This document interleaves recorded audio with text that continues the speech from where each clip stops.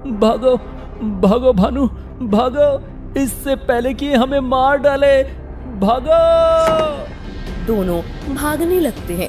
नरपशु भानु को पकड़ लेता है और उसकी गर्दन पर काट लेता है। उसके ऐसे करते ही भानु भी एक नरपशु बन जाता है। काशीपुर के वन में एक तांत्रिक रात के अंधेरे में एक अघोरी यज्ञ कर रहा था।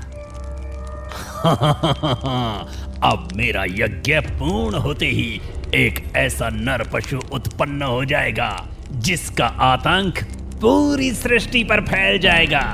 एक एक करके सभी मनुष्य नर पशुओं में परावर्तित हो जाएंगे और मेरे गुलाम बन जाएंगे। अब केवल अंतिम आहुति देने की देर है।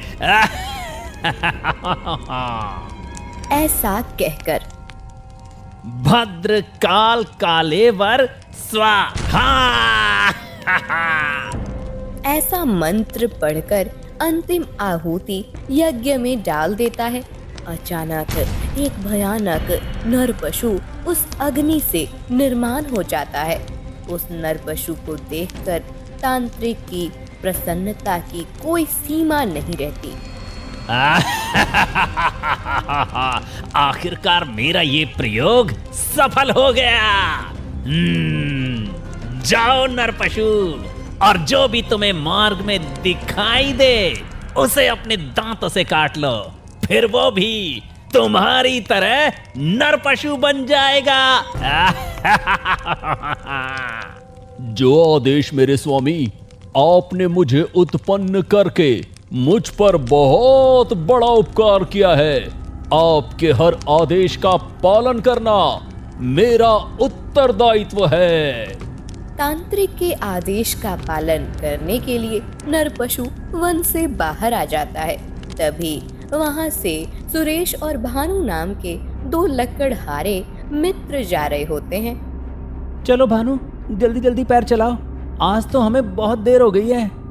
हाँ, देर तो बहुत हुई है, पर क्या करें, आज तो अच्छी लकड़ियां भी नहीं मिल रही थी काटने के लिए। दोनों बातें करते करते आगे जा ही रहे थे कि तभी नरपशु उनके सामने आ जाता है। हे भगवान, ये क्या है? इतना बड़ा दानव? ये दानव ही है या और कोई प्राणी? इसका तो आधा शरीर इंसान का है और आधा जानवर का। ये कोई दानव नहीं है सुरेश, एक नर पशु है। मैंने सुना है कि नर पशु बहुत ही भयानक होते हैं।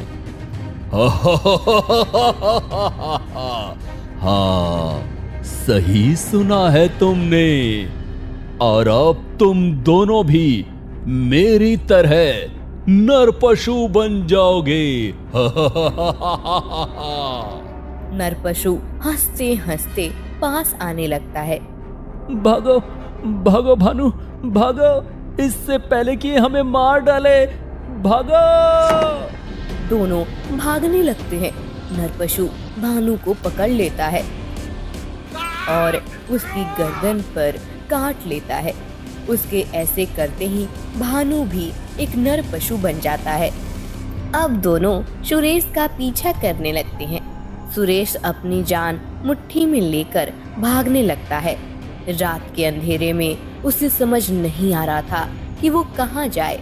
वो एक पेड़ के नीचे छुप जाता है। तभी नरपशु आकर उसे काट लेता है और अब सुरेश भी नरपशु बन जाता है। मेरा गुलाम नरपशु अपना कार्य उत्तम प्रकार से कर रहा है। अब ऐसे ही एक एक करके सभी लोग नरपशु बन जाएंगे और मैं बनूंगा उनका राजा। अगले दिन तीनों नरपशु वन से बाहर नगर में आ जाते हैं। क्या आदेश है स्वामी? सामने जितने भी लोग दिख रहे हैं उन्हें अपने जैसा बनाने का आदेश है स्वामी का। चलो एक एक करके सबको काट लेते हैं। नरपशु और सुरेश और भानु जो नरपशु बन गए थे, सब मिलकर लोगों पर आक्रमण कर देते हैं और नगर के सब लोग नरपशु बन जाते हैं। इस नगर के तो सब नरपशु बन गए हैं। अब हम सब पृथ्वी के अलग अलग कोनों में जाकर वहां के मनुष्यों को नरपशु बनाकर अपना अधिकार स्थापन करेंगे। जैसा आपका आदेश। काशीपुर के राजा सुषेण का मंत्री पुष्पक छुपकर ये सब देख लेता है। अरे ये सब क्या है? इतने सारे नरपशु। मुझे महाराज को इस भयानक घटना की जानकारी देनी होगी। पुष्पक भागकर महाराज सुषेण के पास आता है। महाराज की जय हो, महाराज की जय हो। क्या हुआ मंत्री जी, आप इतने भयभीत क्यों प्रतीत हो रहे हैं? महाराज, महाराज, हमारे राज्य में एक बहुत भयंकर घटना घटित हुई है। हमारे राज्य की लगभग पूरी प्रजा नरपशु बन चुकी है। क्या हमारी प्रजा नरपशु बन गई है? ये आप क्या प्रलाप कर रहे हो मंत्री? मैं प्रलाप नहीं कर रहा हूं महाराज, मैंने ये सब स्वयं अपनी आंखों से देखा है। हमारे नगर में 3 भयानक नरपशु आए थे। उन्होंने एक एक करके सबको काटना शुरू कर दिया। उनके काटते ही हमारे नगरवासी भी नरपशु बन गए हैं महाराज। बड़ा नरपशु कह रहा था कि उन्हें पूरी पृथ्वी के मनुष्यों को नरपशु बनाना है। मेरा अनुरोध है महाराज कि अब राजमहल में रहने वाला कोई भी व्यक्ति महल को छोड़कर बाहर न जाए, ऐसा आदेश दीजिए। यदि राजमहल से एक भी व्यक्ति नरपशु बन गया तो वो वापस आकर सबको नरपशु बना देगा। आप उचित कह रहे हैं मंत्री जी, परंतु इस विपत्ति का सामना करने के लिए किसी को तो बाहर जाना ही होगा। हम ऐसे हाथ धरे नहीं बैठ सकते हैं। अवश्य महाराज, परंतु ये उचित समय नहीं है। कुछ दिन रुकिए, एक बार ये नरपशु का संकट टल जाए, उसके बाद हम इस विषय में विचार करेंगे। कुछ दिन बीत जाते हैं। सभी नरपशु मिलकर हर एक राज्य में अपनी दहशत फैला रहे थे। जो भी नगरवासी उन्हें सामने दिखाई देता वो उसे भी नरपशु बना देते। सभी राज्यों के राजा चिंता में पड़ गए थे। उस नरपशु से कैसे बचे ये किसी को समझ नहीं आ रहा था। सभी राजा एकत्रित होकर इस संकट का सामना कैसे करें, इस विषय में चर्चा करने लगते हैं। बड़ी ही विकट समस्या है जो हम सब पर मुसीबत बनकर टूटी है। समझ नहीं आता कि इस स्थिति का क्या उपाय निकालें। हम उस नरपशु के समक्ष जाकर उससे सामना नहीं कर पा रहे हैं और उसे परास्त करने का और कोई उपाय नहीं मिल रहा है। यदि ऐसा ही चलता रहा तो एक दिन इस पूरी पृथ्वी पर नरपशुओं का साम्राज्य स्थापन हो जाएगा। परंतु ये नरपशु यहाँ आया कहां से, ये भी पता नहीं चल पा रहा है। तभी राजमहल में एक ऋषि आते हैं। प्रणाम ऋषिवर, मेरे राजभवन में आपका स्वागत है। कल्याण हो राजन। ऋषिवर, आप अवश्य किसी विशेष कार्य से यहाँ आए हैं। मैं उचित कह रहा हूं ना? आप उचित कह रहे हैं राजन। मैं आप सभी राजाओं से एक विशेष हेतु से भेंट करने ही आया हूं। अभी समस्त मनुष्यों पर जो संकट आया है उसी के विषय में आप सबसे चर्चा करने के लिए मैं आया हूं। मैं भी अभी आपसे उसी विषय में बात करना चाहता था ऋषिवर। उस नरपशु ने जो आतंक फैला रखा है उसका हम सब मिलकर भी कोई उपाय नहीं खोज पा रहे हैं। अब आप ही कोई निवारण बताइए। सबसे पहले जो प्रश्न आप सबके मन में उत्पन्न हुआ है उसका उत्तर देता हूं कि ये नरपशु आया कहां से। एक अघोरी तांत्रिक ने अपने स्वार्थ के लिए एक बहुत बड़ा हवन करके उस नरपशु को उत्पन्न किया है। उस तांत्रिक को एक सिद्धहस्त आचार्य ने तंत्र मंत्र की विद्या सिखाई थी। तांत्रिक को पूरे विश्व पर अपनी सत्ता स्थापन करनी है। तांत्रिक जानता है कि वो सरलता से इस पृथ्वी पर अपना अधिकार नहीं कर सकता। उसका विरोध करने वाले कई वीर योद्धा यहाँ पर उपस्थित हैं। इसीलिए उसने छलपूर्वक सबको नर पशु बनाना शुरू किया है। परंतु ऋषिवर, वो आचार्य कहाँ मिलेंगे? उन्हें ये पता होना अति आवश्यक है कि उनका शिष्य उनके सिखाए हुए विद्या का दुरुपयोग कर रहा है। उन्हें मिलना इतना सरल नहीं है राजन। वो आचार्य बहुत बुद्धिमान है। कई विद्याओं पर उन्होंने अधिकार प्राप्त किया है। उनके पास दिव्य ज्ञान है, परंतु वो उतने ही शीघ्र कोपी हैं।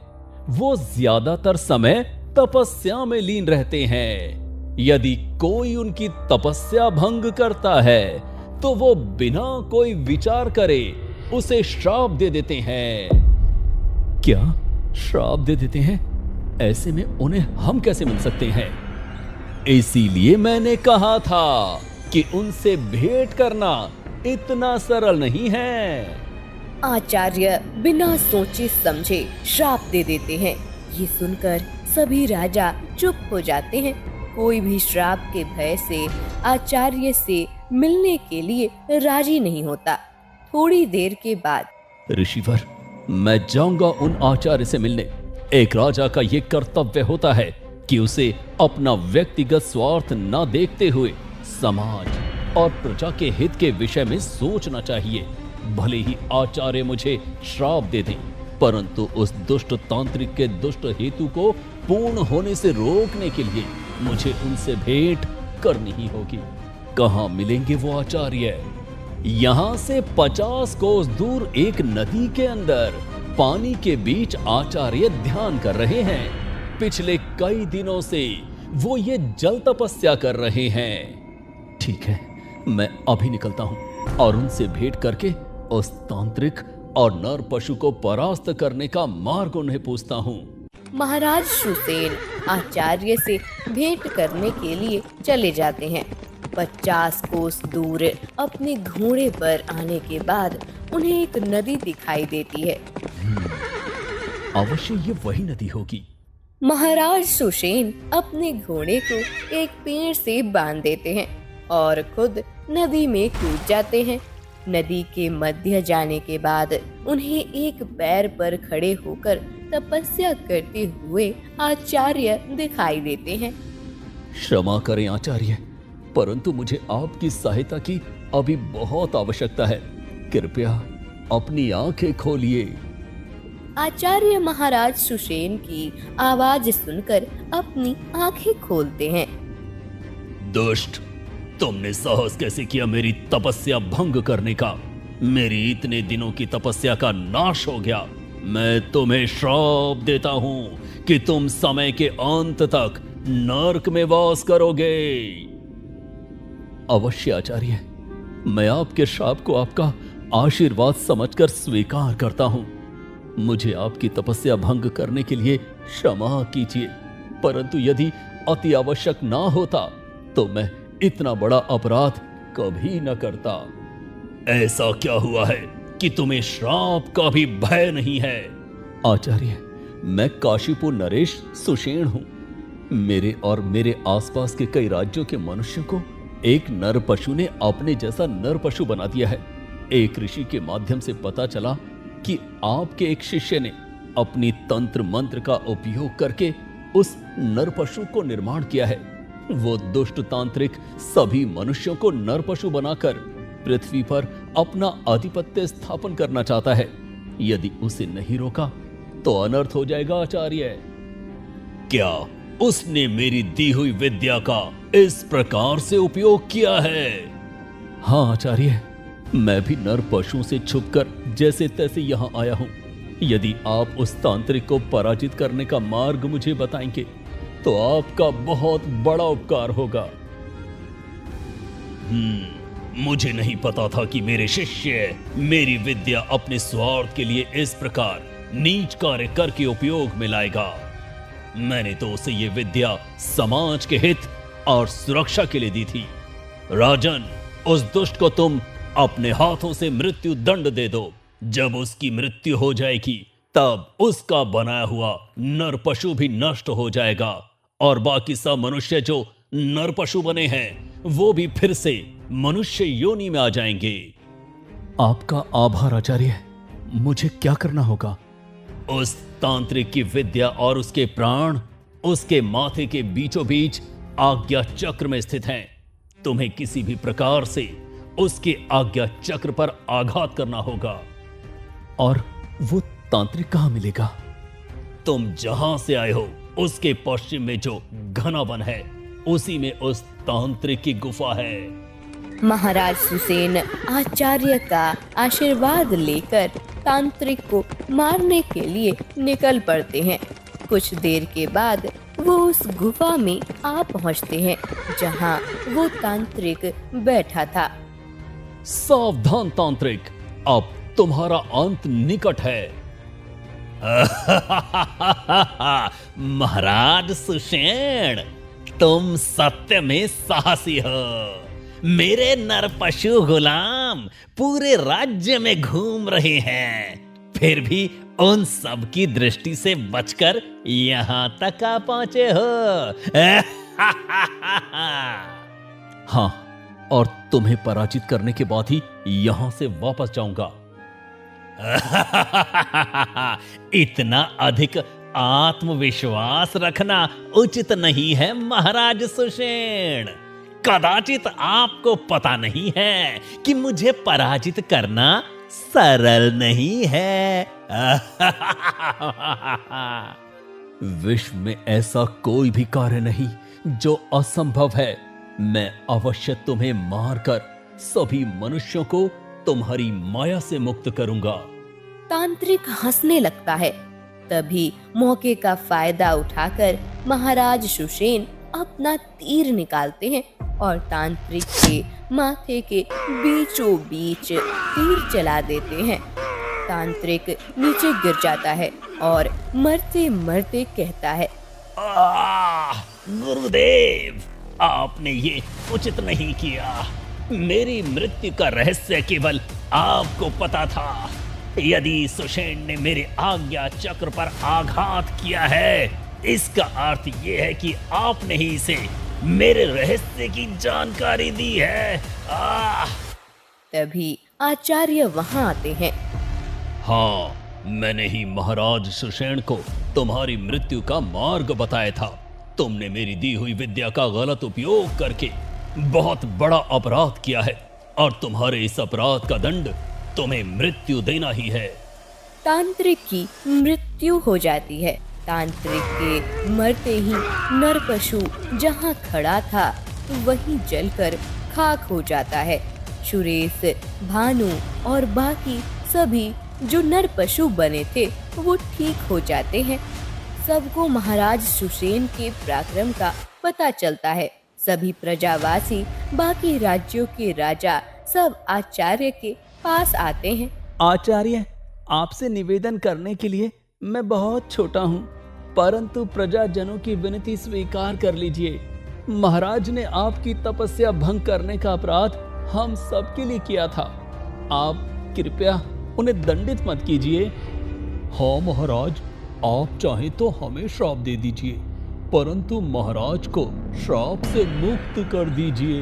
सभी प्रजाजनों की विनती सुनकर आचार्य, महाराज सुषेण, मैंने क्रोध में आकर आपको श्राप दिया था। आपका हेतु सत्य में बहुत उदात्त था। मैं अपने श्राप को वापस तो नहीं ले सकता, परंतु इन सभी प्रजाजनों का आपके प्रति प्रेम देखकर मैं अपने श्राप का निवारण करता हूँ। आप यदि 7 दिन और 7 रात गंगा के पवित्र जल में खड़े रहकर गंगा माता की पूजा करेंगे तो आप श्राप मुक्त हो जाएंगे। आपको आपकी मृत्यु के पश्चात केवल 1 दिन का ही नरकवास प्राप्त होगा और उसके बाद आप स्वर्ग में चले जाएंगे। अवश्य आचार्य, मैं गंगा माता की पूजा निश्चित करूंगा। आचार्य अपनी तपस्या करने के लिए चले जाते हैं। सभी प्रजाजन महाराज सुषेण को धन्यवाद देने लगते हैं। कुछ दिनों के बाद महाराज सुषेण गंगा माता की पूजा करके आचार्य से मिले हुए श्राप का निवारण करते हैं।